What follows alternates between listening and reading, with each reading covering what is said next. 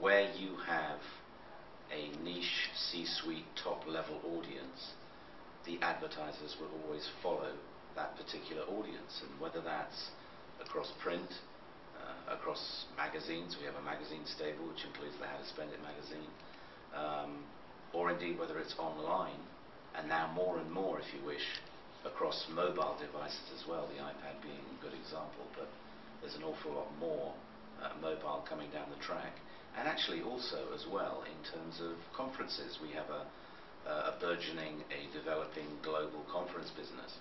So advertisers, I think, these days are prepared to engage with those audiences across all sorts of different platforms. Many of them actually engage across all those platforms at the same time, because they know that that audience is reading and getting hold of that particular content and information across different channels at different times. So it's important for them to reach that audience at different times of the day and in different ways. But if your question is, are advertisers reluctant to move their full page display advertising to online? Not at all. They are embracing it with great enthusiasm. Actually, I think we thought a year or so ago that corporate advertising would be something that people would be reluctant to run across the online channels. But if you look at the banking sector, and if you look at the luxury sector as well, luxury in particular actually, they're very willing to promote their brands across the online channel as well. I think when I started selling advertising a few years ago now, about 25 years, 30 years ago, it was really just about selling a piece of space. You go to an advertiser and you'd say, would you like a full page or would you like a quarter page?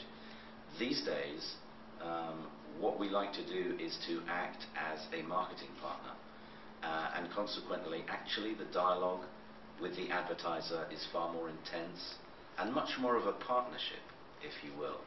And what they are trying to do is to engage far more with our content, and what we try to do is to find a kind of umbrella idea through which they can engage with the audience and through which they can engage across the content as well. So, you know, I wouldn't say that the relationship has got better, but I think we work much more now, because the relationship has always been good, I hope, with our advertisers, but I think we work much more now as a marketing partner to help those brands promote themselves across all sorts of different platforms. Well, if we'd had this conversation a year ago, what is the next exciting thing on the horizon? I guess it would have been the iPad. I mean, to think that about a year ago we were not talking about the iPad, and suddenly here it is a year on, and it has been a real game changer for our business, absolutely no doubt about it. And I'd say two things. The first is that this business in which we work is changing incredibly rapidly. So whatever is coming down the track next is going to be fascinating and very exciting, and it's bound to be something mobile. So we have to try and stay one step ahead of the game, one step ahead of the industry. And as I just said, I've been working in this industry now for about 30 years, but I have never been working in the industry at a far more exciting and interesting time than we're in at this very moment. Basically, I think it's an awful lot easier to have a paywall if you have some kind of niche content. I think we're quite lucky at the Financial Times because we do specialize in all things financial, all things global. If you are offering general news, then I think it's quite difficult to ask people to pay for that. And I think a few of our colleagues who are going through that particular decision at the moment are actually finding that it's turning out to be quite difficult. At the FT, we've always charged for content, whether it's print or online. We frankly believe that our content is quality content, and because of that fact, we think we can charge, and we can charge actually really quite good money for it.